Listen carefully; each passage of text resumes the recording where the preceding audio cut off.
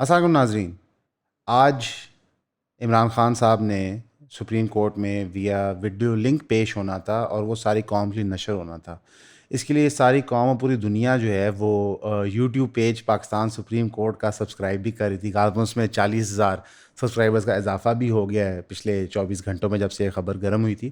لیکن supreme court نے آخری لمحے پہ ڈیسائیڈ کیا کہ وہ نشر نہیں کریں گے، لیکن عمران خان ویا ویڈیو لنک پیش ہوں گے. ان کی تصویریں سوشل میڈیا پہ وائرل ہونا شروع ہو گئی ہیں. لیکن پھر اس سے ایک ہمارے دل میں خیال سوچا کہ یار ہماری جو ملٹری اسٹیبلشمنٹ ہے وہ جو اپنی من مرضیاں کرتی ہے، گورنمنٹ کے تھرو کیسے کرتی ہے وہ تو ہمیں پتہ ہے، لیکن جوڈیشری کے تھرو کیسے کرتی ہے؟ اتنے free and fair chief justice کو کیسے وہ پکڑتی ہے اور کمپرومائز کرتی ہے؟ ایک صورتحال تو وہ ہے جو 6 ججز نے آپ کو بیان کی، لیکن ہم آج آپ کو بتانا چاہیں گے قانونی لاکونے جس کے تحت ملٹری اسٹیبلشمنٹ جو ہے وہ ڈیموکریسی میں انٹرفیئر کرتی ہے. کہانی شروع ہوتی ہے ڈائریکٹ ملٹری انٹرفیئرنس سے، جب ایوب خان مارشل لاء لگا دیتا ہے. اب وہ تو واضح ہے کہ وہ پوری کی پوری کانسٹیٹیوشن کو ہی سبجوگیٹ کر دیتا ہے، ایبروگیٹ کر دیتا ہے اور اپنا نظام نافذ کر دیتا ہے.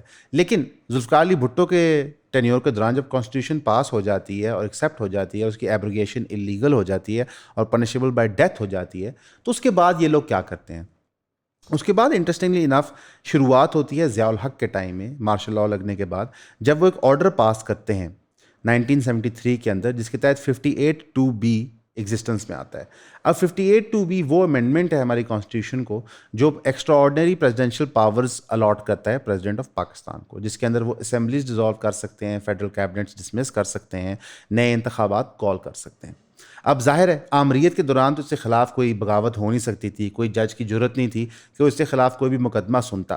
لیکن جیسے ہی ایوب کا دور ختم ہوتا ہے تو تب ہم 58(2)B کا اصلی جو بھونڈا استعمال ہے وہ دیکھنا شروع کرتے ہیں، اور تب بھی کسی جمہوری پارٹی کو خیال نہیں آتا کورٹس کے تھرو جائیں، اور اس کی وجوہات کیا ہم آپ کو بتاتے ہیں. سب سے پہلے 58(2)B استعمال ضیاء الحق صاحب خود کرتے ہیں جب وہ جنیجو کی گورنمنٹ ڈسمس کرتے ہیں. جنیجو صاحب اور ان کی گورنمنٹ کے بیچ میں آپ کہہ لیں تناؤ پیدا ہوتا ہے، اور 2-3 میجر موضوع کے اوپر جب ان کی ڈس ایگریمنٹ ہوتی ہے تو ضیاء صاحب ان کو سنگل ہینڈلی ڈسمس کر دیتے ہیں. جنیجو صاحب کورٹ میں تو جاتے ہیں، لیکن فیصلہ آتے آتے اتنا وقت گزر چکا ہوتا ہے کہ ضیاء الحق صاحب بھی فوت ہو گئے ہوتے ہیں، اور تب جا کے لوور کورٹ اور ہائر کورٹس کہتے ہیں کہ جی بالکل یہ ڈسولوشن انلیگل تھی. لیکن justice late is justice denied, Junejo صاحب اور جمہوریت کے لیے تو یہ بے معنی ہو چکا تھا. لیکن چلے ہم آمریت سے آگے آتے ہیں. ضیاء الحق کی آمریت کے بعد جب فائنلی پاکستان کے اندر ایک جمہوری تسلسل شروع ہوتا ہے تو سب سے پہلے یہ 58(2)B استعمال ہوتا ہے بے نظیر کے خلاف خود 1990 میں، جب غلام اسحاق صاحب ان کے پریزیڈنٹ یہ استعمال کرتے ہیں. اور وہ یہ اس لیے کرتے ہیں کہ ان کا ایک فنڈامنٹل ڈس ایگریمنٹ ہوتا ہے کہ ہیڈ آف جوڈیشری کون ہونا چاہیے اور head of chief of army staff کون ہونا چاہیے، اور اس کے اوپر وہ یہ پاورز ایکسرسائز کرتے ہیں اور ان کی پوری پارلیمنٹ ہی ڈیزالو کر دیتے ہیں. اور فنلی انف جب یہ چیز پٹیشن ہوتی ہے لاہور ہائی کورٹ کے اندر تو لاہور ہائی کورٹ غلام اسحاق خان کے فیصلے کو اپہولڈ کرتا ہے. یعنی کہ یہ وہ پہلا قدم ہے جوڈیشری، جو ایک انلیگل قانون ہے، جو ایک کالا قانون ہے، جو جمہوریت کو نقصان پہنچاتا ہے، اس کے ڈیسیجن کو اپہولڈ کرتی ہے. اس کے بعد غلام اسحاق صاحب یہی قانون استعمال کرتے ہیں نواز شریف کی گورنمنٹ کے خلاف، اور نواز شریف صاحب اس کو لے کے لوور کورٹ میں بھی جاتے ہیں اور پھر سپریم کورٹ بھی جاتے ہیں. لیکن یہاں پہ ہم دیکھتے ہیں کہ سپریم کورٹ بہادری کرتے ہوئے اس ڈیسیجن کو اوور ٹرن کر دیتے ہیں، لیکن اس کا کوئی پریکٹیکل افیکٹ نہیں ہوتا. نئے انتخابات کال ہوتے ہیں اور نیا پارلیمنٹ بھی بن جاتا ہے. یعنی کہ سپریم کورٹ نے جب صحیح فیصلہ بھی دیا تھا اس کا کوئی پریکٹیکل ایسا افیکٹ ہمیں نظر نہیں آتا. لیکن انٹرسٹنگلی انف بے نظیر کی باری جب غلط فیصلہ آیا تھا اور نواز شریف کی باری صحیح فیصلہ آیا تو آپ سوچ لیں گے کہ یہ پریسیڈنٹ بن جائے گا کہ اب جب بھی 58(2)B استعمال کیا جائے گا تو کوئی بھی کورٹ اس کو اپہولڈ نہیں کرے گی. لیکن تیسری دفعہ 90s کے اندر ہی جب فاروق لغاری صاحب نے یہ استعمال کیا بے نظیر کے خلاف تو فاروق لغاری صاحب کا ڈیسیجن کورٹس نے اپہولڈ کر دیا کہ آپ نے بالکل ٹھیک کیا ہے. ملک میں لا اینڈ آرڈر کی سچویشن ہی ایسے بن گئی ہے کہ ہم بے نظیر گورنمنٹ کو چلنے نہیں دے سکتے. یہاں پہ آپ کو سلیکٹیو جسٹس نظر آتی ہے، اور پورے 90s کے اندر پیپلز پارٹی نے شور مچایا تھا کہ نون لیگ نے ہماری جوڈیشری کے اندر اتنا انٹرفیئر کر دیا ہے، اتنے اپنی مرضی کے ججز ایلوکیٹ کر دیں کہ وہ فیصلے اپنے مرضی کے لے لیتے ہیں. لیکن ریالٹی کچھ ایسی نہیں تھی. ریالٹی یہ تھی کہ نون لیگ اس ٹائم پہ ڈکٹیٹرشپ اور ملٹری اسٹیبلشمنٹ کا فیوریٹ بچہ تھا، تو ان کو پروٹیکٹ کرنے کے لیے ملٹری اسٹیبلشمنٹ کسی بھی حد پہ جانے کو تیار تھی. اور ظاہر ہے ایک ملٹری اسٹیبلشمنٹ کے اندر ایک کردار تھوڑی ہوتا ہے، ملٹیپل کردار ہوتے ہیں، تو نون لیگ سب پہ بیٹ پلیس کرتی تھی اور اس کام کے اندر پیپلز پارٹی تھوڑی پیچھے رہ گئی تھی. اس لیے دونوں دفعہ جب 58(2)B استعمال ہوا پیپلز پارٹی کے خلاف تو کورٹس نے ساتھ نہیں دیا، لیکن نواز شریف کی باری کورٹس نے بالکل ڈیسیجن اوور ٹرن کر دیا اور کہا کہ ڈسولوشن آف پارلیمنٹ ناجائز تھا جو غلام اسحاق صاحب نے دوسری دفعہ کیا تھا. لیکن 1997 کے اندر جب نواز شریف کی بڑی گورنمنٹ فارم ہوتی ہے اور ان کو 2/3 میجورٹی بھی مل جاتی ہے، جب ان کو نظر آتا ہے کہ اب ان کے راستے میں کوئی بھی نہیں آ سکتا، وہ 58(2)B کو بھی امینڈ کروا دیتے ہیں. لیکن اس کے باوجود ہم دیکھتے ہیں کہ آمریت مشرف صاحب کی آ جاتی ہے.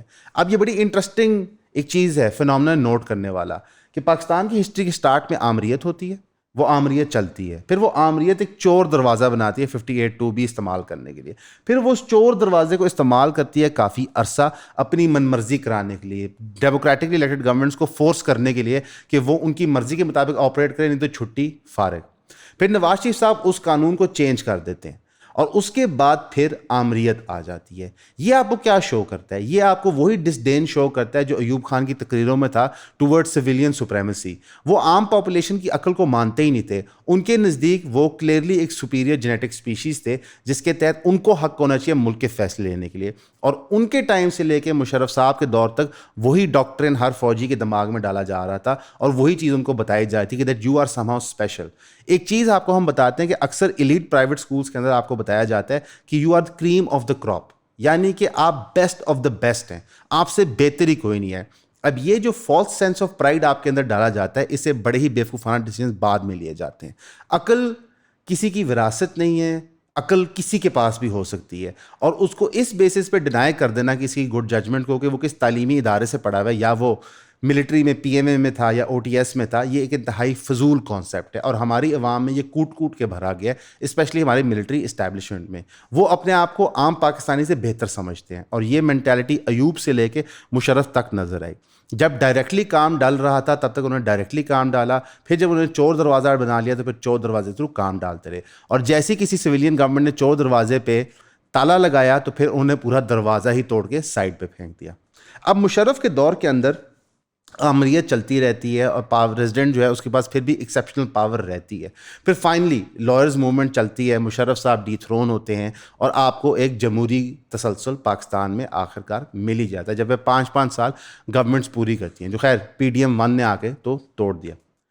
اس کے اندر آپ دیکھتے ہیں کہ ہماری ملٹری اسٹیبلشمنٹ پھر جوڈیشری کا رخ کرتی ہے، کیونکہ تب تک 18ویں ترمیم پاس ہو گئی ہوتی ہے جس کے اندر نہ تو صرف پریزیڈینشیل پاورز بالکل ہی کٹیل کر دی جاتی ہے اور ایک سیریمونیل ہیڈ ان کو بنا دیا جاتا ہے، بلکہ ٹریزن کا کلوز ایڈ کر دیا جاتا ہے آرٹیکل 6 کو، یعنی کہ اب کوئی بھی اس کے خلاف ٹرائی کرے گا، پریزیڈنٹ کے تھرو یوز کرے گا پاورز ٹو سبورٹ دا پارلیمنٹ، تو اس کے خلاف ٹریزن کے مقدمے چلائے جائیں گے. اب یہ بہت بڑی وکٹری تھی پاکستانی ڈیموکریسی کے لیے. اب آپ سوچ رہے ہوں گے ہماری ملٹری اسٹیبلشمنٹ نے اس کو کاؤنٹر کیسے کیا؟ بڑا آسان طریقہ ہے. انہوں نے 2 کام کیے. انہوں نے مقدمے درج کرنا شروع کیے کورٹس کے اندر اور جوڈیشری پہ پریشر ڈال کے ان کو پش تھرو کرنا شروع کیا، جس کا سب سے پہلی مثال تھی میمو گیٹ اسکینڈل، جس کی وجہ سے آپ کے پرائم منسٹر کو استعفیٰ دینا پڑا کیونکہ وہ لیٹر لکھنے کا جواب نہیں دے رہے تھے، جس کی وجہ سے آپ کے پارلیمنٹری پروسیڈنگ سے پریشر بننا شروع ہو گیا. اور ساتھ ہی ساتھ انہوں نے ایک تیسری سیاسی جماعت پکڑی جو اس وقت ایک ابھرتا ہوا سٹار تھا اور اس کے کوٹ ٹیلز رائڈ کرتے ہوئے وہ پھر دوبارہ اقتدار میں آ گئے. جی ہاں، ہم پروجیکٹ عمران خان کی بات کر رہے ہیں. آل آف اے سڈن آپ دیکھتے ہیں کہ لیفٹ اینڈ رائٹ پارلیمنٹرینز کو توڑا جاتا ہے. اب اس سارے پروسیس کے اندر میڈیا نے بھی اپنا کردار ادا کیا. باقاعدہ میڈیا چینلز نے عمران خان کو پرائم ٹائم سلاٹس دینا شروع کیے اور انہوں نے وہی کیسز جو آرمی درج کر رہی تھی پولیٹیکل پارٹیز کے خلاف انہی کی باتیں شروع کر دیں اور پورے میڈیا میں ایک نیریٹو بلڈ کیا گیا کہ ان سے زیادہ بدتر جماعتیں تو آئی نہیں ہیں. حالانکہ شاید ہماری ہسٹری کی سب سے کرپٹ، سب سے نقصان دہ چیزیں جو رہی ہیں وہ سیاسی جماعتیں نہیں ہیں، وہ بلکہ ملٹری اسٹیبلشمنٹ کا اپنا ڈائریکٹ رول ہے. چاہے جو تباہی ایوب خان صاحب نے ملک کی تھی یا ضیاء الحق صاحب نے کی تھی یا مشرف صاحب نے کی تھی، ان کے کانسیکوینسز ہم آج بھی بھگت رہے ہیں، چاہے وہ قانونی شکل میں ہوں، چاہے اکنامک شکل میں ہوں، چاہے وہ ٹیررزم کی شکل میں ہوں. کیونکہ ٹیررزم کے بانی بھی پاکستان میں ملٹری اسٹیبلشمنٹ خود تھی. انشاءاللہ اس پہ بھی ہم سیریز بنا رہے ہیں جہاں پہ ہم آپ کو بتائیں گے کہ طالبان اور TTP جیسے ادارے کیسے بنائے گئے تھے اور اس میں پاکستان کا کردار کیا تھا. اب 18ویں ترمیم کے بعد یہ سسٹم لانچ کیا جاتا ہے اور ایونچولی یہ سسٹم اتنا سکسیزفل ہوتا ہے کہ 2018 میں آرمی تھرو عمران خان پورا ملک ٹیک اوور کر لیتی ہے. اب جب پورا ملک ٹیک اوور ہو جاتا ہے تو آپ سوچتے ہیں کہ یار اب تو سب چنگا ہے، تو پھر آرمی نے عمران خان کے خلاف بغاوت کیوں کر لی؟ کیونکہ پاسٹ کے ڈیموکریٹک پارٹیز کی طرح جنہوں نے ایک ڈکٹیٹرشپس کے مزے لیے تھے, چاہے وہ ایوب خان صاحب کے مزے لیے ہوں ذوالفقار علی بھٹو نے, چاہے ضیاء صاحب کے مزے لیے ہوں نون لیگ نے, اور چاہے عمران خان صاحب جنہوں نے باجوہ صاحب کے تھرو اقتدار حاصل کیا اور مزے لیے ہوں, وہ سب ایک چیز ریلائز کرتے ہیں پرائم منسٹر بن کے کہ ہماری تو کوئی حیثیت ہی نہیں ہے, ہمارے پاس تو اصل پاور ہی نہیں ہے, ہماری جماعتیں اسٹیبلشمنٹ کنٹرول کرتی ہے, جوڈیشری اسٹیبلشمنٹ کنٹرول کرتی ہے, تو پھر ہم صرف نام کے ہی وزیر ہیں. اب یہاں پہ ایک انٹرسٹنگ فنومنون آتا ہے جس کو ہم کہتے ہیں ایک لیڈر کی مینٹیلٹی. جو نیشنل لیول لیڈرز ہوتے ہیں وہ بیسیکلی تھوڑے سے نارسسسٹک بائی نیچر ہوتے ہیں. یہ ضروری ہوتا ہے کہ یہ بلیف رکھنا کہ یار میں وہ عقل کل ہوں جو پاکستان کے مسئلے حل کر سکتا ہے, یہ انہیرنٹلی ایک نارسسسٹک اوپینین ہے, اور آپ کو بہت کم ایسے لوگ معاشرے میں ملیں گے. اور یہ لوگ ہائپر پرفارمنگ انڈیویجولز بن جاتے ہیں, جیسے بے نظیر تھی, جیسے ذوالفقار علی بھٹو تھا, جیسے نواز شریف تھا, جیسے عمران خان تھا. یہ سب اپنے اپنے طریقے سے نارسسسٹک بیہیویئر پیٹرن کے شکار ہوتے ہیں. جب یہ اقتدار میں آ جاتے ہیں فائنلی اور پرائم منسٹر کی کرسی پہ بیٹھ جاتے ہیں, تو تب انہیں احساس ہوتا ہے کہ ہم تو کھوکھلے ہیں, تو پھر یہ اس سسٹم کے خلاف بغاوت کرتے ہیں. اکثر اوقات آپ نے یہ بات سنی ہوتی ہے کہ فوج کو لگتا ہے کہ نواز شریف کی گردن میں بہت سری ہے, عمران خان کی گردن میں بہت سری ہے, بے نظیر جو ہے وہ جھکتی نہیں ہے. یہ ان کی وہ نارسسسٹک ٹریٹ باہر آ رہا ہوتا ہے. تب بھی وہ کسی پازیٹیو سینٹیمنٹ کی وجہ سے نہیں آمریت کے خلاف کھڑے ہو رہے ہوتے, وہ اپنے ایگو کو سیشیٹ کرنے کے لیے کر رہے ہوتے ہیں. لیکن دیر آئے درست ہے, اچھی بات ہے, بے شک اپنے ایگو کے تحت کریں. فائنلی پاکستان کا جو نمبر 1 پرابلم ہے شیڈو گورنمنٹ, اس کے خلاف یہ لوگ بغاوت کرتے ہیں. اس کے اندر آپ پی ڈی ایم 1 کی فارمیشن دیکھتے ہیں اور آپ دوبارہ سے وہ سائیکل ریپیٹ ہوتے دیکھتے ہیں کہ نئی شکلوں کے ساتھ وہی سیاسی جماعتیں اسٹیبلشمنٹ کے ساتھ پھر معاہدہ کر لیتی ہیں. اور فنلی انف یہ کرتی ایک پارلیمنٹری پروسیجر کے تھرو ہے.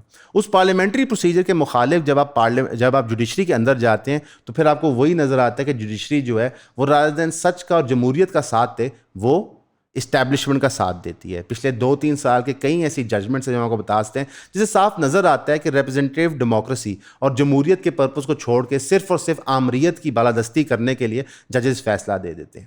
اور اس کا رزلٹ کیا ہوتا ہے کہ کیونکہ 58(2) ختم ہو چکا ہے اور direct martial law post 18 amendment لانا بہت مشکل ہے, تو ملٹری اسٹیبلشمنٹ ایک نیا ٹیکٹک پی ڈی ایم 1 میں استعمال کرتی ہے. وہ کہتے ہیں کیوں نہ ہم ملک کے فائنانسز ٹیک اوور کر لیں. اس میں آپ دیکھتے ہیں کریشن آف SIFC, ایک اسپیشل کمیٹی بنائی جاتی ہے جو ملک کے فائنینشیل معاملات کو, جن کو وہ بڑے ہی برے سمجھ رہے ہیں, ان کو سالو کرنے کے لیے بنتی ہے. اور اس میں ایک بڑی انٹرسٹنگ انکلوژن ہوتی ہے. عموماً جب آپ کے ملک میں کوئی اکنامک ایکٹیویٹی ہونی ہوتی ہے تو متعلقہ ٹیکنوکریٹس, بیوروکریٹس, ایون پالیٹیشینس شامل کیے جاتے ہیں جو حل بنا سکیں. جیسے PIA کی پرائیویٹائزیشن کمیٹی ہے, اوور آل پرائیویٹائزیشن کمیٹی ہے, بزنس مین انکلوڈ کیے جاتے ہیں. پھر SIFC میں انکلوڈ کیے جاتے ہیں چیف آف آرمی اسٹاف. اب بندہ یہ سوال پوچھے کہ چیف آف آرمی اسٹاف کی ایسی کون سی ٹریننگ ہے کہ وہ ملک کو فائنینشیل بحران سے نکالنے کے لیے باہر نکال سکتے ہیں. ان کے پاس ایسے کون سے سولوشنز ہیں جو as chief of army staff ان کے عہدے پہ فائز ہونے کی وجہ سے ان کو پتہ ہے, جو ملک کو ایک فائنینشیل سپر پاور بنا سکتے ہیں. در حقیقت ان کو یہاں پہ صرف ڈالا اس لیے جاتا ہے تاکہ وہ ملک کی معیشت کو کنٹرول کر سکیں, اور جو ڈیسیجنز لیے جائیں وہ ان کے ادارے اور ان کی ذات کے فیور میں لیے جائیں. اس لیے اگر آپ دیکھیں تو SIFC کی کور کے اندر چیف آف آرمی اسٹاف دنیا کے دورے کرنا شروع کرتا ہے اور دنیا سے اکنامک معاہدے کرنے کی کوشش کرتا ہے. لیکن ابھی تک SIFC کی کوئی میجر سکسیس نہیں ہوئی. پھر انٹرنلی بھی آپ دیکھتے ہیں کہ SIFC بہت بڑے بڑے میسو پلانز اوورسی کر رہی ہے, جس طرح کہ لینڈ ڈسٹریبیوشن, ایگریکلچر زونز بنا دی ہے جہاں پہ 6 لاکھ ایکڑ غالباً بہاولپور ڈسٹرکٹ میں الاٹ کر دی گئے لوگوں کو. اب اس ساری کھیل کے اندر کیوں نہ ریپرزینٹیو لوگوں کو شامل کیا جائے جن لوگوں نے ایکچولی ووٹس لے کے اقتدار میں آئے ہوئے ہیں, کیونکہ شاید یہ لوگ مجبور ہوں اپنی کانسٹیچوئنسی کو جواب دینے کے لیے. اس لیے ہم ادھر ایسا بندہ بٹھائیں گے جس نے کسی بھی بندے کو جواب نہیں دینا ہو, نہ پاکستانی عوام کو نہ بھی کسی کورٹ کو. ایسا کون سا بندہ ہو سکتا ہے؟ وہ چیف آف آرمی اسٹاف ہی ہو سکتے ہیں. اس طرح آپ نے دیکھا کہ ہماری جوڈیشری بالکل خاموش منبدھی بن کے بیٹھی رہتی ہے, اور اگر کوئی سامنے مقدمہ آتا ہے تو میجورٹی آف دا ٹائمز وہ اسٹیبلشمنٹ کے فیور میں ڈیسیجن لیتے ہیں. اس ساری گفتگو کے کنکلوژن میں کچھ سوال ہیں ہمارے چیف جسٹس آف پاکستان کے لیے, اور ہماری خواہش ہوگی کہ وہ ان کے جواب ضرور دے سکیں. سوال number 1, chief of army staff ایک فائنینشیل باڈی کے ہیڈ کیوں ہیں جیسی SIFC؟ سوال نمبر 2, جو ڈیسیجن سپریم کورٹ نے خود لیا تھا عمران خان کے بیان کو نشر کرنے کے لیے, ایک دم سے انہوں نے اس سے یو ٹرن کیوں لے لیا؟ حالانکہ یہ یو ٹرن کی پالیسی تو عمران خان خود کی ہے, لیکن اب قاضی فائز صاحب نے بھی یو ٹرن لے لیا. اور تیسری چیز, 2018 اور 2024 یہ 2 الیکشنز ہیں پاکستان کی ہسٹری میں جن کے بارے میں اس وقت سب سے زیادہ شور مچایا جا رہا ہے دھاندلی کے لیے. تو کائنڈلی سپریم کورٹ اس پہ سو موٹو لے کے ہمیں بتا دے کہ کس نے اور کیوں دھاندلی کی گئی. جب ان سوالوں کے جواب وہ دیں گے تب ہم مانیں گے کہ ہماری جوڈیشری فری اور فیئر بنیاد پہ جسٹس کرتی ہے. جسٹس کا ایک فنڈامنٹل اصول ہے کہ justice delayed is justice denied. اور ہمارے کیس میں یہ اکثر ہوتا ہے. ذوالفقار علی بھٹو کو غلط طریقے سے پھانسی دے کے مار دیا جاتا ہے اور پھر 50 سال بعد اس کے مقدمے کا رزلٹ نکلتا ہے کہ شاید وہ ٹرائل فری اور فیئر نہیں تھا. اب اس چیز کا ہم کر کچھ نہیں سکتے. ایک مرے ہوئے بندے کو زندہ نہیں کر سکتے, ایک جمہوری ویو کو دوبارہ اجاگر نہیں کر سکتے. اور دوسری کہاوت جو بہت مشہور ہے اور جو نظر آنی بھی چاہیے وہ یہ ہے کہ justice must be done and justice must be seen to be done, یعنی کہ انصاف ہونا بھی چاہیے اور انصاف ہوتے ہوئے دکھنا بھی چاہیے. اگر ہمارے کورٹس نے فیصلہ کیا تھا کہ مشرف صاحب کو پھانسی ہونی چاہیے اور اگر ان کو دفنا بھی دیا گیا تو ان کو قبر سے نکال کے دوبارہ پھانسی دی جائے. ایک چیز جو خواجہ آصف نے بھی ممک کی تھی پارلیمنٹ کے اندر ویری ریسنٹلی. تو جب تک یہ دو فینومنا نہیں ہوں گے ہم تب تک اپنی جوڈیشری کو کمپرومائز ہی سمجھیں گے, کیونکہ ہسٹوریکل فیصلے اسی چیز کا ثبوت دیتے ہیں کہ ہماری جوڈیشری کمپرومائزڈ ہے. اور نمبر 1 جن کے سامنے وہ کمپرومائزڈ ہے وہ ملٹری اسٹیبلشمنٹ ہے. آپ کے سننے کا بہت شکریہ.